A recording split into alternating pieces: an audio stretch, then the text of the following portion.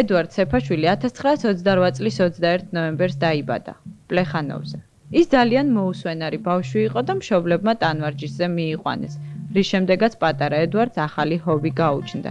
იგი ყირას ჭიმავდა ყველა ხიდზე. თუმცა არსებობდა ერთი, მთავარი გატაცებაც, მუსიკა. ბანდურზე დაკვრა ბატონმა ედუარდმა დამოუკიდებლად ისწავლა. გიტარა ასწავლეს. ჩვენ სწავლობდით ერთად, ერთ კლასში ვიყავით. ბავშვებიდან ერთად ვიზრდებოდით. და განაპირობეს ჩვენი გიტარის სიყვარული მისმა ბიძის ჩამოსვლამ. მე ზღაური იყო, ჩამოიტანა ერთი გიტარა. რომ დაუკრა, გავცვლიდით პირდაპირ და გიტარა შემოიტანა, სულ სხვა რაღაცა შემოიტანა ჩვენში და ვთხოვეთ მას, რომ ჩვენთვის რაღაცა ცოტა ესწავლებია. ნუ დასაწყისში გვასწავლა ესეთი მოყვარულის აკორდები რაღაცა, რომელსაც საჭირო იყო მხოლოდ მონდოება.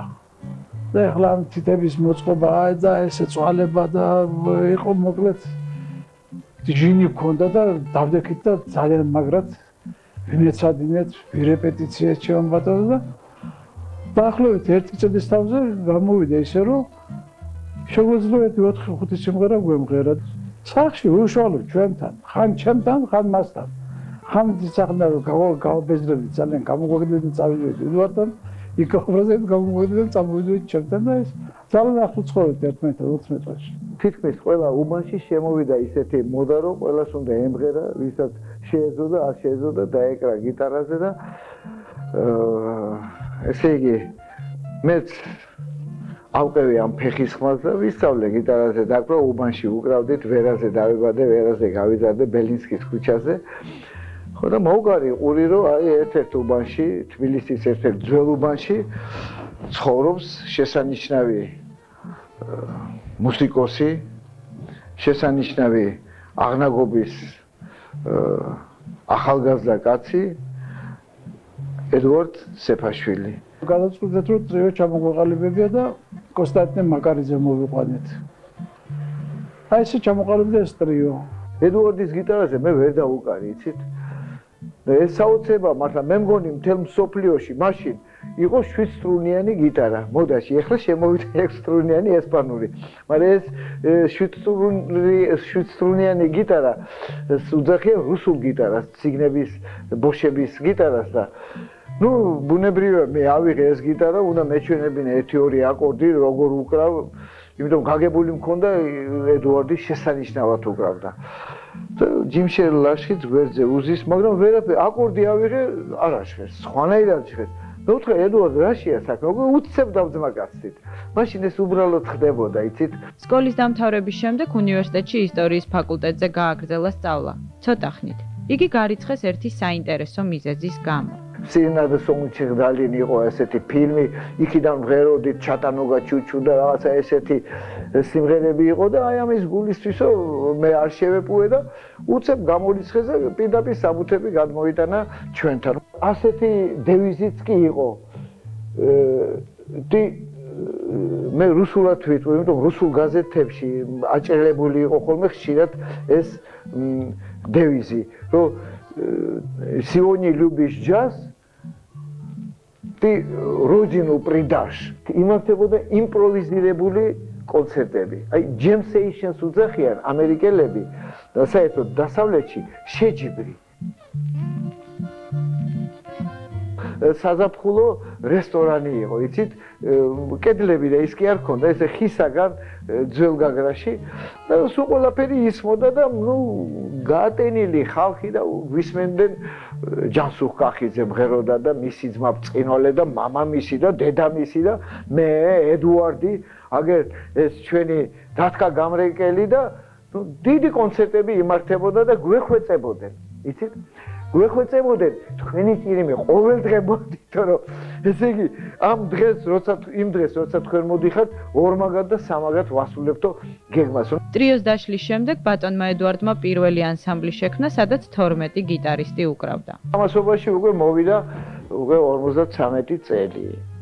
53 წელი ხო და მე სტუდენტი ვარ, ედუარდი სტუდენტია და ერთ დღეს მოვიდა და მითხრა რომ კოტეო ჩვენო ვაკეთებთო ტრიოსო ვინ აკეთებთ მეთქი ჩვენო გავაკეთეთო მე მარეხგოძიაშვილმაო და ლაშხმა ჯიმშერ ლაშხმაო მაგრამ ჯიმშერს არასცალიაო და გვინდაო რომ შენ მოხვიდეთ ჩვენთანო ნუ ერთ დღეს ვერ მივედი მეორე დღეს მე შევხვდით და დავიწყეთ რეპეტიცია ეს იყო დაახლოებით ოქტომბერი ნოემბერი 53 წლის და მაშინ ტელევიზია არ არსებობდა იყო რადიო მუსიკალური ხელმძღვანელი იყო მედეა ძიძიგურის მამა აკაკი ძიძიგური და რომ მივედით და რომ მოისმინა ჩვენი ეს სიმღერა წავედა თბილისი ნუ შეგვაქონდა თქვა ეს უნდა ჩავწეროთ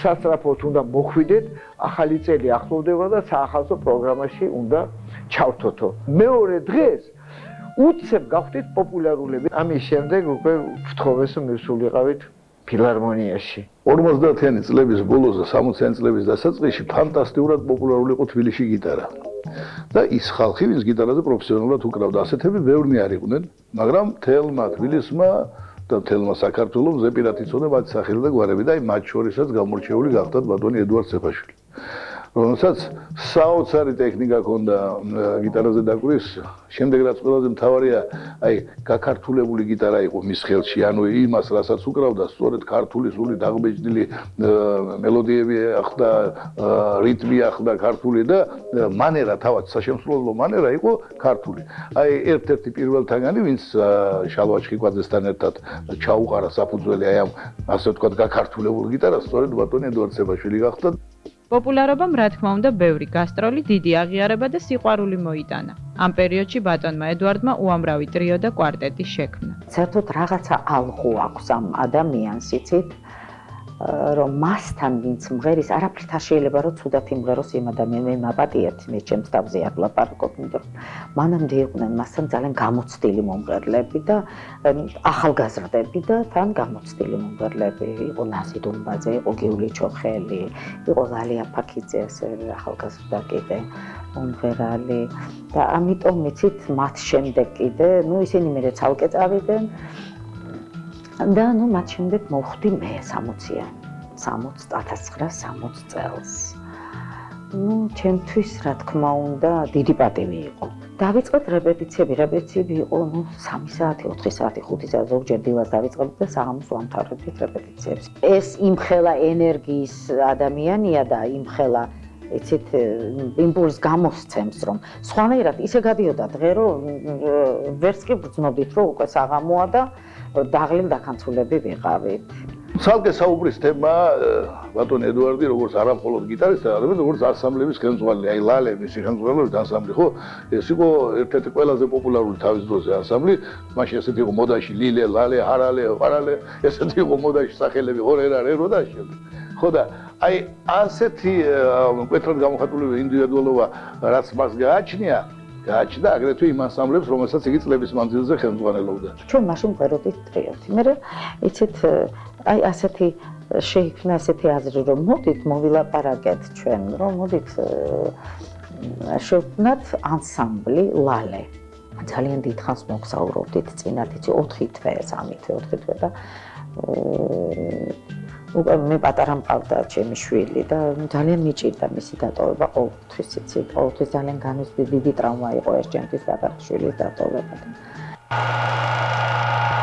არაორდინალური კაცია და მის ვთქვათ იგივე მის აი ანსამბლებში რომელიც მას ყავდა ლალე იყო ესეთი ძალიან პოპულარული ანსამბლი პერიოდში რაღაცა სუსხანაირი ატმოსფერო იყო არა ისეთი არა სამსახურეობრივი უფრო აი რაღაცა მეგობრობა იყო და თვითონ ერთი ოჯახი იყო არ დამავიწყდება არასდროს ვთქვათ ის გასტროლები როცა მე სულ დავდიოდი ესე იგი ზაფხულის პერიოდში ფაქტიურად სულ მათთან ერთად ვიყავი ეს 3 თვე გამაყი ვიყავი ნამდვილად იმდენად რამდენადაც აი იმ პერიოდის ქართული საესტრადო მუსიკა ძალიან პოპულარული იყო რუსეთში. ძალიან უყვარდათ რუსებს და მე მგონი დღესაც უყვართ ქართველების სიმღერა და ეს კონცერტები სულ მიდიოდა რაღაც ანშლაგებით, სულ რაღაცა ისეთი აჟიოტაჟი ხდებოდა, როცა ჩავდიოდით.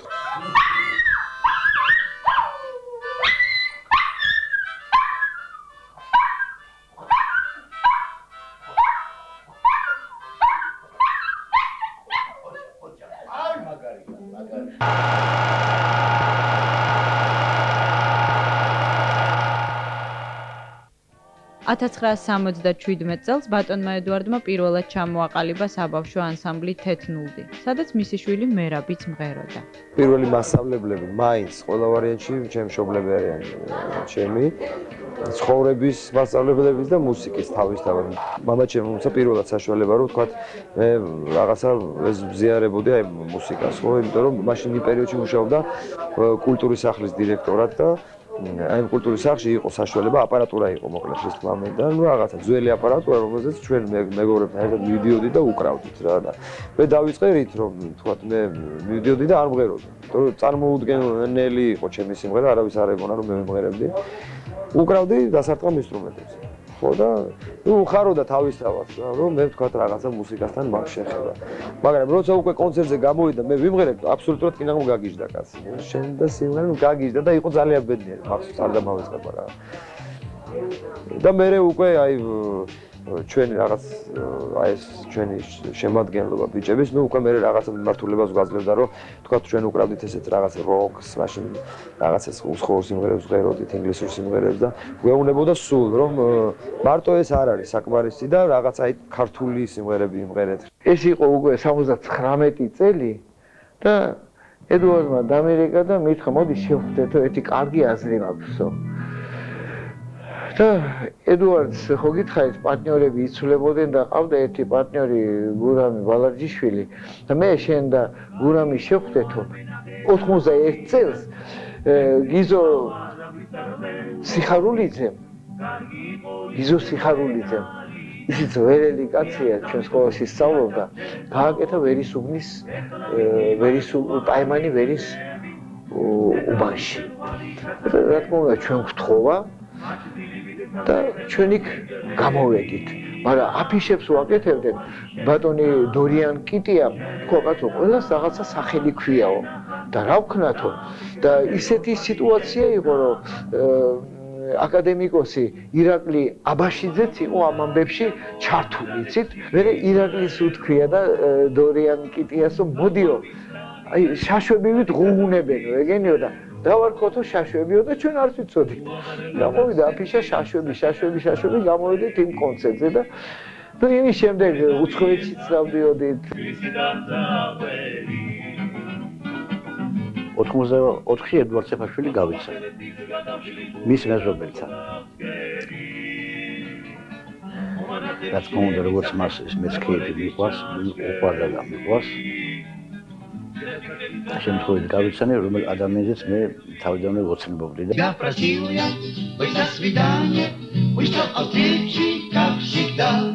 მე მახსოვს ესეთი სიმღერა იყო ბატონი თემურ ცაგურიას როგორ გალობს შაშვი ეს პატარა ერთი ფრაზა მე და იმღერეო მითხრა ედუარდმა ახლა გურამი მოვაო ალბათ ეს იყო დაახლოებით ივნისის 10 თუ 12 ან 85 წელი მახსოვს რა თუ იცით ხო და არ დაყოწდება არასოდეს სხვათა შორის ხო თუ გურამი რომ მოვაო თუ გურამის ხმა და შენი ხმა ერთმანეთს დაემწყობო პირველი მეორე ხმაო მე ჩათვალე რომ ესე იგი კარგად არის საქმე და ბა შენიც კარგად მოიმზადეო კაი დეზადორები დაისხიო ყველაფერი გამოიპრანჭე და ესე მოდიო მოვიდა გურამი ედუარდთან სახლში და ამ სიმღერით დავიწყეთ მე და გურამი პირველად რაღაც ორი ხმის ასე ვთქვათ შეთანხმება და ხმები ჩაჯდა ერთმანეთში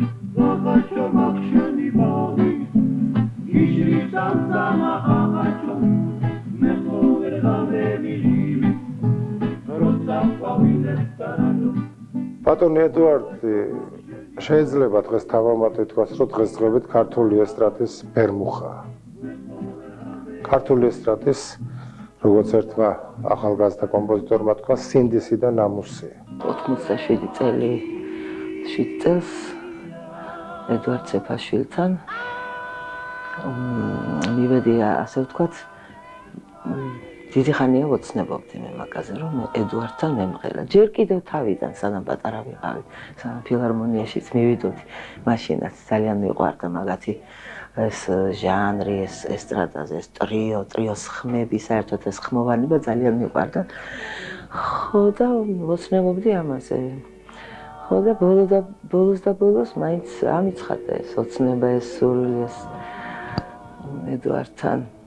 ედუარდთან როგორ მოხდი კვარტეტი იყვნენ მაგელი ბიჭების მამაკაცების რა თქმა უნდა მაგრამ ქალი არ ყავდათ მომღერალი და შემომთავაზეს მე და დიდი სიხარული დავთანხმდი რა თქმა უნდა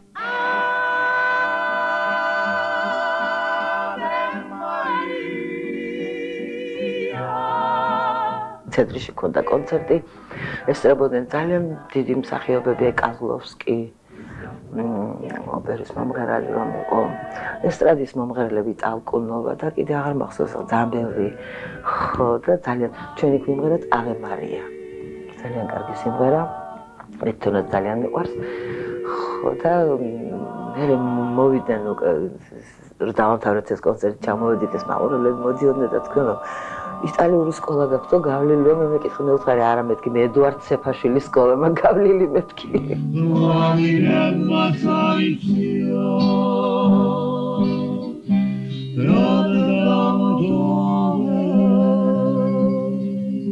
დღეს თუ სხვათაშორის სიმღერები სრულდება, ზოგი გარემიქსებული, ზოგი სხვადასხვა არანჟირებით, ეს მათი შემოტანილია. საშუალო სკოლაში ვსწავლობდი პლეხანოვზე დღევანდელი ალბათ აღმაშენებელია მგონი და იქ ახლო იყო ფილარმონიასთან დღეს რომ არის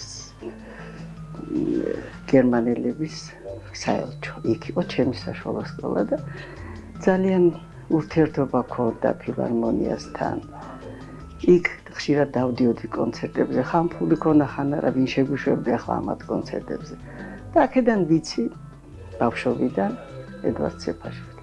თვითონ პიროვნება ეს რომ ამას არ გააჩნია დიდია პატარა თავისი ტოლია ყველასთან მეგობროს. ბატონი ედუარდე დღეს ზრდის ახალ თაობას და მე ძალიან მომწონს შეიძლება ვიღაცას ეხამუშება თორემ ედუარდ ცეფაშვილს ახლა შინაურები სეფას ეძახიან სეფას სახელით არის ცნობილი სეფას ბიჭები ქვია ამ ბიჭებს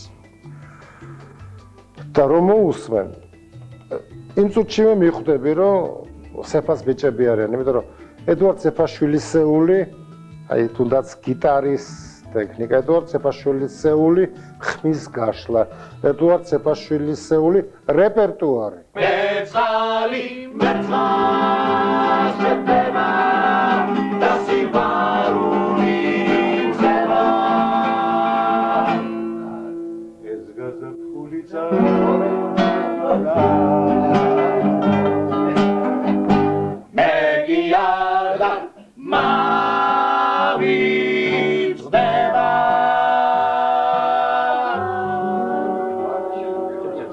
ეს არის ადამიანის ტიპი, რომელიც არასდროს არ ბერდება რა. რომელიც სულ არის ახალგაზრდა და სულ არის ნოვატორი სხვათაშორის მუსიკაში, იმიტომ რომ დღესაც რასაც ის აკეთებს, აი თქვათ იმ მრავალხმიანობას როგორც ის გძნობს, აი ან იგივე აი როგორი რიტმის გძნობაც თქვათ მამა ჩემს აქვს, ხო? მე ძალიან იშვიათად მინახია ესეთი რიტმის გძნობის მქონე ადამიანი, რაც ყველაზე მთავარია ჩემის აზრით მუსიკაში.